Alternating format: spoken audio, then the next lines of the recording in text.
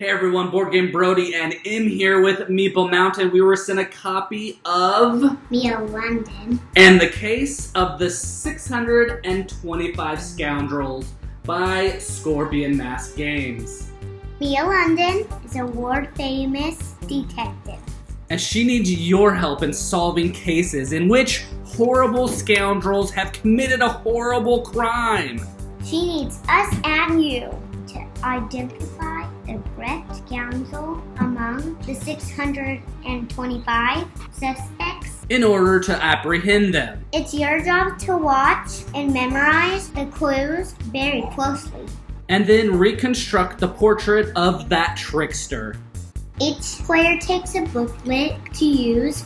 There are 40 cards and you should separate each type of card into 4 different piles. Hats, glasses, mustache, and bow tie. After shuffling these piles, take 1 card from each, keeping them face down and placing them in the box. Your goal is to identify these 4 cards, pointing to who the guilty scoundrel is without actually looking at any of these cards.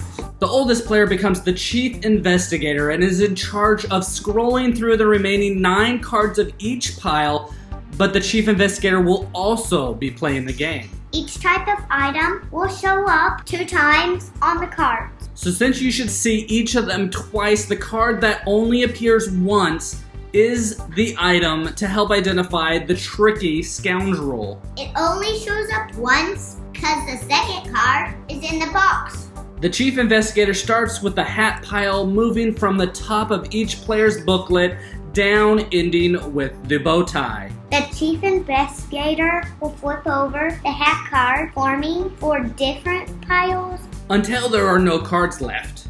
Players will take their booklet and flip to the hat that they think only showed up once. Make sure to flip over this marker to keep your answer safe. You will then do the glasses by flipping out cards, making 3 piles. This makes it slightly harder as you have to memorize more. Then the mustache face, flipping over only 2 piles for all the cards. And lastly, the bow tie, the hardest to identify as it will be placed out 1 card at a time in 1 pile. Between phases, just make sure you save your guesses. Again, flipping this up. This also shows all the possible choices of items. When everyone is done, everyone opens up their notebook to reveal the scoundrel that they think is the one that they have been looking for. The chief investigator takes out the 4 cards from the box and flips them over. The player who identified the most accessories or items wins the game. In case of a tie, the player who correctly identified the accessory in the lowest box is the winner. I think the guy has this hat, these glasses, this mustache, and this bow tie. The game is a fun memory game, and at times it is actually hard to investigate to figure out the correct accessory to identify the culprit. This is also a great game where the younger kids can actually compete with the older kids depending on the ages of them both, as memory is key.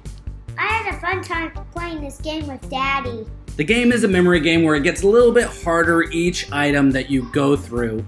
The hat is the easiest because you can see 4 cards out at the same time and it kind of jogs your memory a little bit more, but when you're flipping over 1 card at a time and the bow ties are all similar-ish, all the same colors but different patterns, it definitely tests your brain to figure out which one is the item. I love the added detail from the art on the booklet. You know, you have different facial expressions that'll change each of the scoundrel. You also will have different added details that doesn't even matter, but it's kind of funny to see and look at your scoundrel at the end of the game and compare it with everyone else's. Overall, I think it's a really good kids game because it's, first of all, it's different from all other games, and that's what I like about this game the most. You're not just rolling a die and moving that many spaces, but you are actually trying to identify who you think is the scoundrel, which is true to the theme. Being a good detective is all about memory, and you have to form who this person is, and there's 625 different pictures that you can make.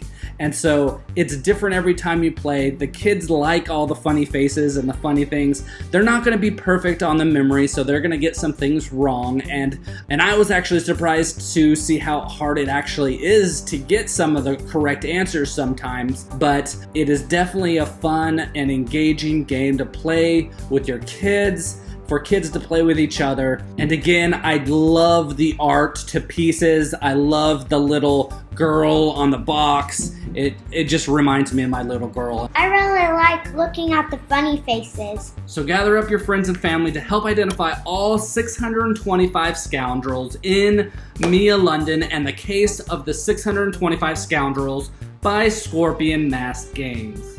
Again, this is Boardgame Brody. I hope you enjoyed this video. Stick around and check out some other board game reviews to see what you might want to get to the table.